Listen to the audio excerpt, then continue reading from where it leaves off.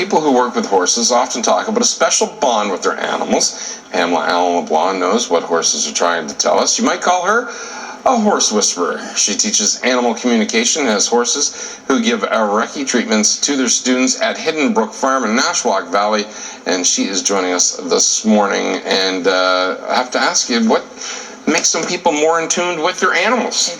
Well, actually, there's some science behind that, Cyril. Animals actually bring out dopamine hormones in humans when we spend any time with them. And I guess you can say they make us better people. Linda Kohanov's done quite a bit of work around that in her book, The Power of the Herd, where she's determined that animals actually, particularly people who are involved with horses, tend to become better leaders and have leadership abilities that are produced just because of their time spent with horses. Okay, so what are some of the issues that you've been able to help with, with this special talent that you have? Oh, well, thank you. And I just want to say, I don't think it's a special talent. I think anybody can do it. And I actually teach this at my farm. I teach people how to communicate with horses. And not just horses, cats, dogs, rats, guinea pigs, and even snakes. Wow. And wow. It's very interesting. They all feel a little bit different when you connect with them and communicate with them.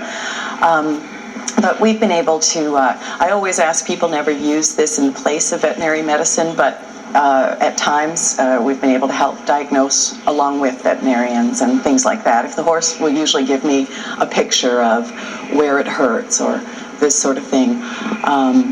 And so we're able to break through. And sometimes a person is having some difficulty in training, and we're able to talk to the horse and find out, well, you know what, the horse doesn't want to do this, or something along those lines. So, and probably one of the most difficult conversations is occasionally animals will tell us when it's time for them to pass. Really? Yes, but that does seem to give their owners, a tremendous amount of comfort knowing that it is the animal's time, that they're ready to go. And animals don't really look at death the same way people do. They're not as frightened of it, and they just look at it as a natural course of life. That's just the way it goes. It's just the way it goes. And so, the circle of life. Yeah, and so that's really a very touching time to be able to communicate with your animal when it is, coming to the time to separate like that. So. Absolutely. Now, of course, you have horses, but they also help people, because you have horses that provide some therapeutic treatment for people as well, right? We absolutely do. We work with autism students and regular students, but a lot of our students have ADHD or different issues, and a lot of us just have a lot of stress that the horses have to help us deal with often.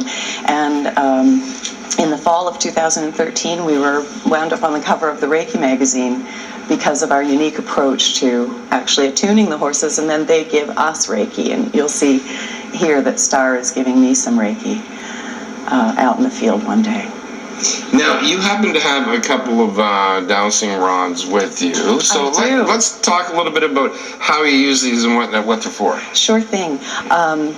I learned dowsing from a wonderful man from Nova Scotia, Charles Hubbard, and was fortunate to be part of the Atlantic Dowsers Association. And dowsing is just a great tool if I'm not positive or not sure what an animal's trying to say. And so I teach my students to use these to just double check on things. And one of the things that you can do is first you find out how the rods react for you. And for instance, you say, please show me a yes, and this is what my yes looks like. Mm-hmm. And you say, please show me a no, and that's what my no looks like.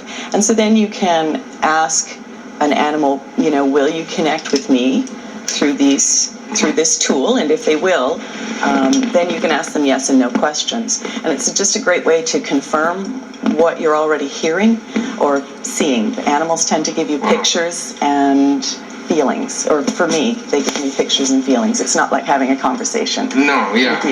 Yeah. Wow, that is really cool. All right, now, another reason why you're here is also to talk about the January Thaw, right? Yes, that's right. We're going to be at the January Thaw on the Fredericton Exhibition Grounds this coming Saturday from 9 to 5. The proceeds from, I think it's a toonie to enter, and all the proceeds go to the Children's Wish Foundation.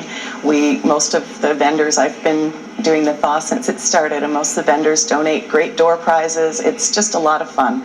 horse people are getting stir crazy this time of year, and we're hard to get out. So it's a really nice venue to get out and see other horse people. And that's what it is, right? An equine expo, and it is, although there does seem to be a lot of energy work there as well. You know, there's a lot of Reiki, and there's a lot of horse associations.